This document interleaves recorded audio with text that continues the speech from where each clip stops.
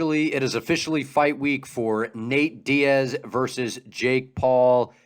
This is a boxing match that I've been buzzing about for weeks. If you haven't seen my videos on my channel about this matchup, those videos have been popping, so check those out. But this one is just going to be me kind of talking about what to expect this week, what I think is going to actually happen in this matchup, and I'm just going to kind of tell you what it is, because a lot of people are missing what's actually going on here this week, why Nate actually took this fight, what Nate's actually up to with this entire thing. I'm going to tell you it all, and I'm going to do a card breakdown later in the week. Okay, so basically Nate Diaz took this fight this boxing match because he's a free agent in the UFC. He wanted the best option to launch his new promotion, Real Fight Inc., which he has done. He is co-promoting with Jake Paul's MVP, Most Valuable Promotions. They're co-promoting. Nate's been able to help a lot of his boys out. He wanted to stay in the UFC, wanted to get a lot of his guys signed. The UFC and him couldn't come to an agreement. So now his promotion is got its hands, in the cookie jar here. And he's got a lot of teammates, a lot of guys that have been training with Nate for years on the card. He's getting his boys taken care of and his boys paid.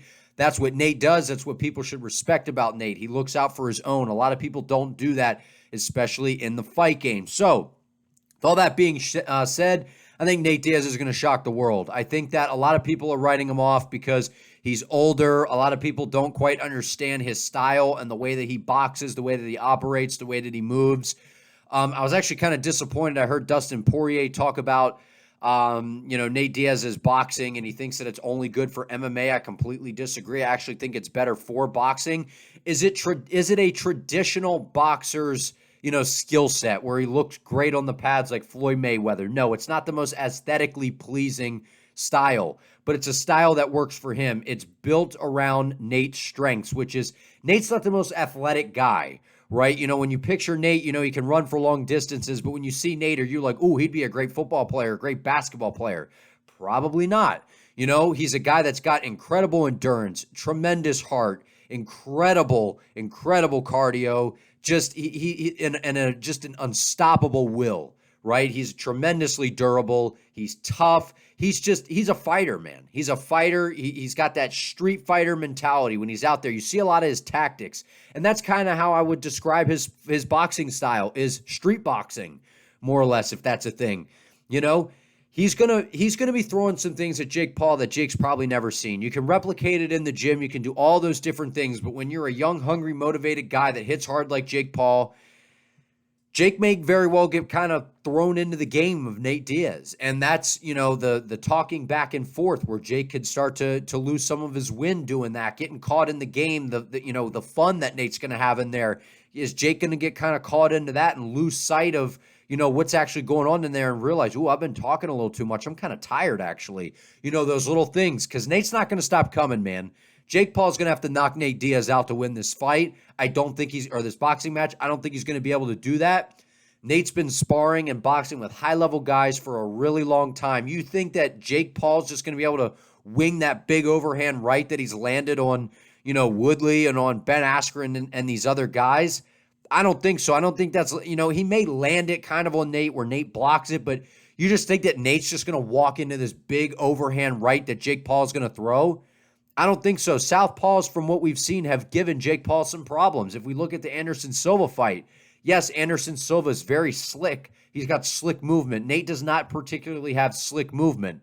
Nate's going to rely a lot more on pressure, cardio, walking forward, fighting behind the jab, using those little things that are going to distract you for a second, where he kind of rolls his hands, rolls his arms, kind of goes like this, and then slaps you, and then walks and looks at the crowd and leans over the ropes and starts talking. All of those little things, they can throw you off. They can throw you off. Is it going to throw Jake Paul off? I don't know. We're going to find out.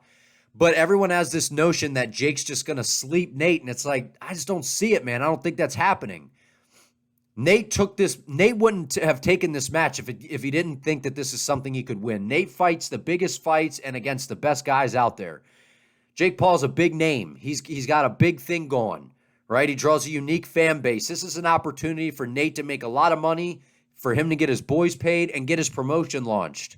And if Nate wins this fight, He's going to be big, man. He's already a big star, but Nate's going to be able to do whatever the hell he wants to do. If he wants to go back to the UFC and fight Conor, he can, which I honestly think that that's maybe why Conor and Chandler hasn't been signed. They're waiting to see what happens. If Nate wins, UFC 300s, main event, boom, there you go, the trilogy between McGregor and Diaz. And then they both retire after it or something. I don't know. But I think that Nate Diaz has a lot to lose here. He has a lot more to lose than Jake Paul. Jake Paul, if he loses to Nate, to be like, oh, okay, he lost to some guy who has been boxing Andre Ward and these other guys for a long time. And Jake can always go box these YouTubers. I think Jake Paul smokes these other YouTubers. He's way better than them. He's way better than KSI. Jake Paul would knock KSI out in probably inside 3 rounds. So that's always there for Jake Paul, because Jake Paul's fan base is very catered to him. You know, they're not really exactly fight or boxing fans. They're just fans of him, and they support him, which I respect. So, but if Nate gets knocked out by Jake Paul, I know Nate's a longtime UFC vet. I know it's a different sport. It's boxing and stuff. It's kind of hard to bring him back into the UFC and have him fight a big fight maybe, right? I don't know. As much as I love Nate, I'm always at NDA Army, man. I'm always Team Diaz. But we got to be honest. If Nate goes out there and somehow got knocked out by Jake Paul, you got to remember Nate's image. It's not like Anderson Silva, this guy that was on this big fight skid, and he's older. He used to be the GOAT, and he's way past his prime. Everyone looks at Nate as this gangster vibe of the UFC. You know what I mean? He's like this, I don't care. I'll fight anybody, whoever, whenever. Coming off that win against Tony Ferguson. I don't know, man. I don't know how you book a McGregor-Nate Diaz trilogy if Nate somehow loses this fight. I think Nate's going to win this boxing match, though. This fight, boxing match, whatever you want to call it. I think Nate's going to win. And the reason is, I'm going to give some prediction, or I already gave my prediction, but I'm going to go into more of a breakdown as we get closer to the fight. But just with fight week being here, man, there's a lot going on. There's the open workouts. There's a lot of these different things, and Jake's mad at Nate for not promoting the fight. What's there for Nate to promote? His promotion, yeah, they're putting out trailers and stuff, but Nate's name promotes as it is. Nate has a cult following. When Nate could fight a trash can and people are showing up, screaming NDA Army, throwing up the West Coast sign and, screaming NDA Army and represent and all that. You know what I mean? What do you all think? What do you all think is going down, between Paul and Diaz? I think that, I was just listening to an interview with Nate Diaz with Mark Renundy from ESPN MMA, and just hearing Nate, the guy's got it figured out. He's not looking past this. He's not looking past this match. He's gave Jake his credit. He's young. He's hungry. He's motivated. He's strong. He's taking it very serious. He was close with Tommy Fury, I know he's not the greatest professional boxer, but he's still a step up in competition. You got to remember, Jake didn't have an amateur career, so he's handpicked his opponents well. Nate's a better striker than Woodley and Askren for sure. Woodley's basically just a big overhand right. But outside of a big overhand right, he doesn't have anything else.